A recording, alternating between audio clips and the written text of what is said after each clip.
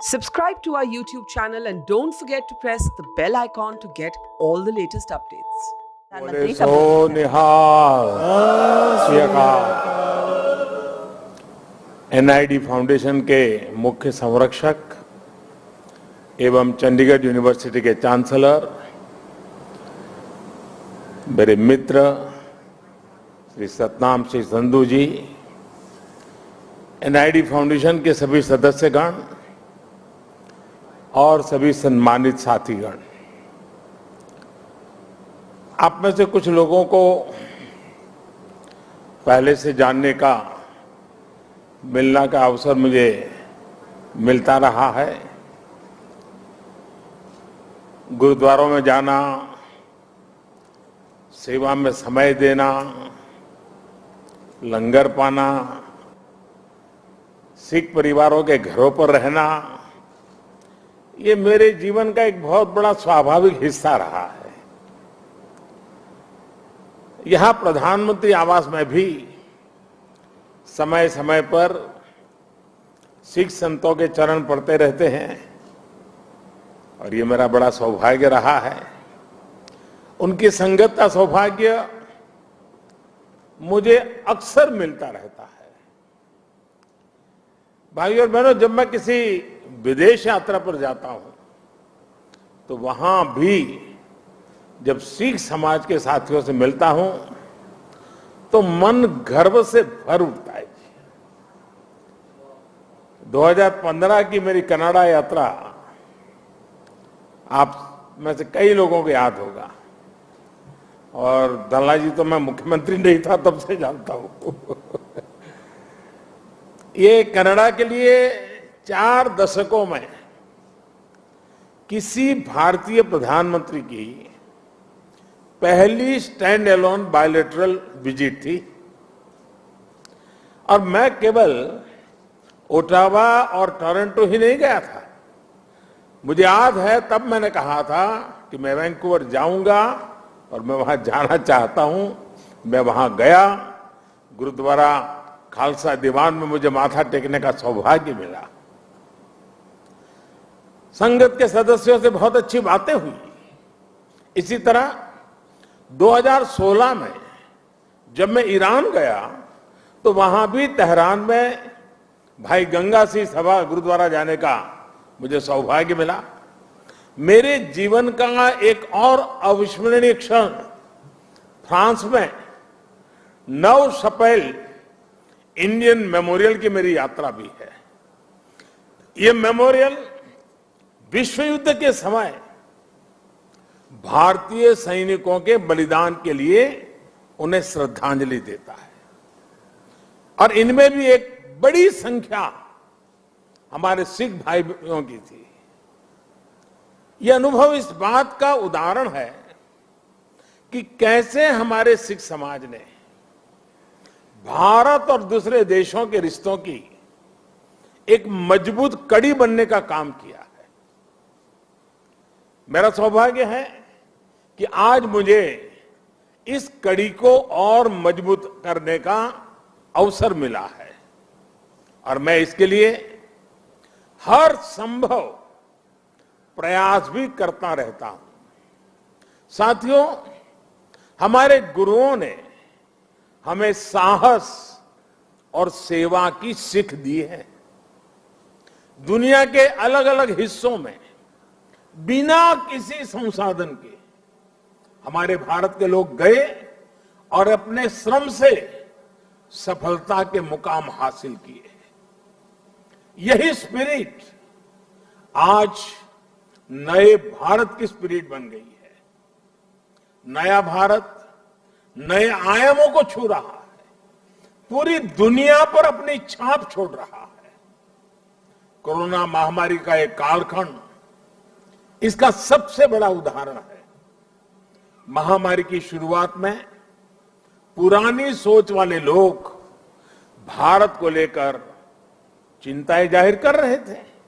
हर कोई कुछ न कुछ कहता रहता था, लेकिन अब लोग भारत का उदाहरण देकर के दुनिया को बताते हैं कि देखिए भारत ने ऐसा किया है। पहले क्या कहा जा रहा था कि भारत की इतनी बड़ी आबादी, भारत को कहां से वैक्सीन मिलेगी, कैसे लोगों का जीवन बचेगा। लेकिन आज भारत वैक्सीन का सबसे बड़ा सुरक्षा कवच तैयार करने वाला देश बनकर के आज उभरा है। श्री अकाल, करोड़ों वैक्सीन डोज हमारे देश में लगाई चुकी है। आपको भी सुनकर गर्व होगा कि इसमें भी 99% वैक्सीनेशन हमारी अपनी मेड इन इंडिया वैक्सीनेशन से हुआ है। इसी कालखंड में हम दुनिया के सबसे बड़े स्टार्टअप इकोसिस्टम में से एक बनकर के उभरे हैं। हमारे यूनिकॉर्न्स की संख्या लगातार बढ़ रही है। भारत का ये बढ़ता हुआ कद, ये बढ़ती हुई साख, इससे सबसे ज्यादा किसी का सर ऊंचा होता है तो वो हमारे डायस्पोरा का है। क्योंकि जब देश का सम्मान बढ़ता है तो लाखों करोड़ों भारतीय मूल के लोगों का भी उतना ही सम्मान बढ़ जाता है। उनके प्रति दुनिया का नजरिया बदल जाता है। इस सम्मान के साथ नए अवसर भी आते हैं, नई भागीदारियां भी आती हैं और सुरक्षा की भावना भी मजबूत होती है। हमारे भारतीय डायस्पोरा को तो मैं हमेशा भारत का राष्ट्रदूत मानता रहा हूं। सरकार जो भेजती है वो तो राजदूत है, लेकिन आप जो है राष्ट्रदूत है। आप सभी भारत से बाहर मां भारती की बुलंद आवाज है, बुलंद पहचान है। भारत की प्रगति देखकर आपका भी सीना चौड़ा होता है, आपका भी सिर गर्व से ऊंचा होता है। परदेश में रहते हुए आप अपने देश की भी चिंता करते हैं, इसलिए विदेश में रहते हुए भारत की सफलता को आगे बढ़ाने में, भारत की छवि को और मजबूत करने में भी आपकी बहुत बड़ी भूमिका है। हम दुनिया में कहीं भी रहे, इंडिया फर्स्ट, राष्ट्र प्रथम हमारी पहली आस्था होनी चाहिए। साथियों, हमारे सभी 10 गुरुओं ने राष्ट्र को सबसे ऊपर रखकर भारत को एक सूत्र में पिरोया था। गुरु नानक देव जी ने पूरे राष्ट्र की चेतना को जगाया था, पूरे राष्ट्र को अंधकार से निकालकर प्रकाश की राह दिखाई थी। हमारे गुरुओं ने पूरब से पश्चिम, उत्तर से दक्षिण पूरे भारत की यात्राएं की। हर कहीं पर भी जाइए, उनकी निशानियां हैं, उनकी प्रेरणाएं हैं, उनके लिए आस्था है। पंजाब में गुरुद्वारा हरमंदिर साहिब जी से लेकर उत्तराखंड में गुरुद्वारा हेमकुंड साहिब तक, महाराष्ट्र में गुरुद्वारा हुजूर साहिब से लेकर हिमाचल में गुरुद्वारा पांटा साहिब तक, बिहार में तख्त श्री पटना साहिब से लेकर गुजरात के कच्छ से गुरुद्वारा लखपत सिंह साहिब तक हमारे गुरुओं ने लोगों को प्रेरणा दी, अपनी चरण रथ से इस भूमि को पवित्र किया। इसलिए सिख परंपरा वास्तव में एक भारत श्रेष्ठ भारत की जीवंत परंपरा है।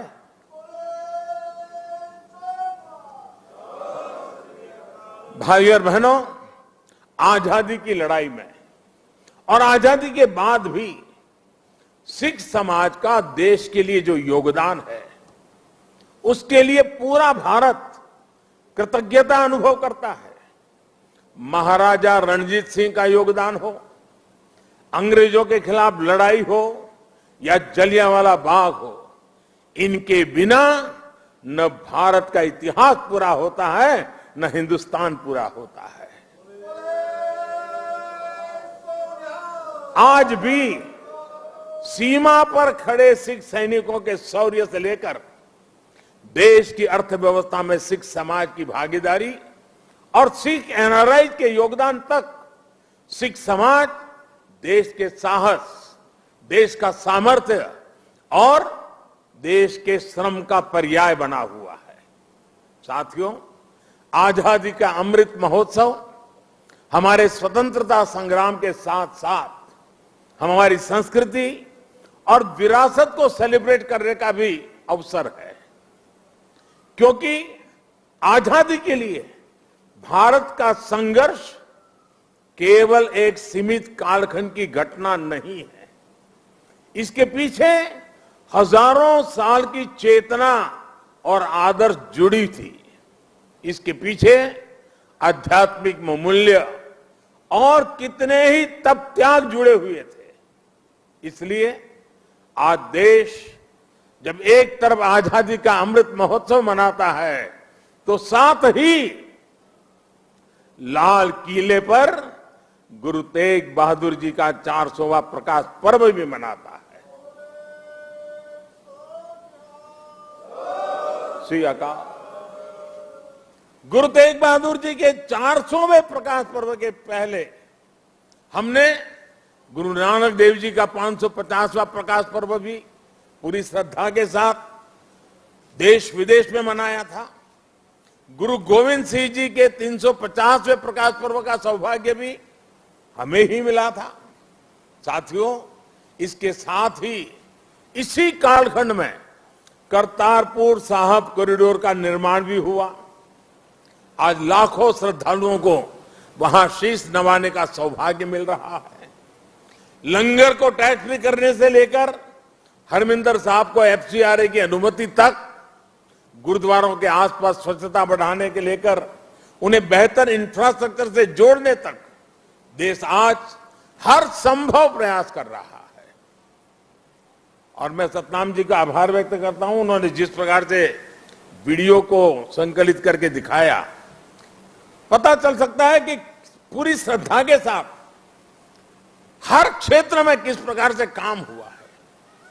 आप लोगों से समय समय पर जो सुझाव मिलते हैं, आज भी काफी सुझाव मेरे पास आपने दिए हैं। मेरा प्रयास रहता है कि उनके आधार पर देश सेवा के रास्ते पर आगे बढ़ता रहे। साथियों, हमारे गुरुओं के जीवन की जो सबसे बड़ी प्रेरणा है, वो है हमारे कर्तव्यों का बोध। आजादी के अमृत काल में देश भी आज कर्तव्यों को प्राथमिकता देने की बात कर रहा है। सबका साथ, सबका विकास, सबका विश्वास और सबका प्रयास, यही मंत्र हम सबको भारत के उज्जवल भविष्य को सुनिश्चित करता है। एक कर्तव्य केवल हमारे वर्तमान के लिए नहीं है, ये हमारे और हमारे देश के भविष्य के लिए भी है, ये हमारी आने वाली पीढ़ियों के लिए भी है।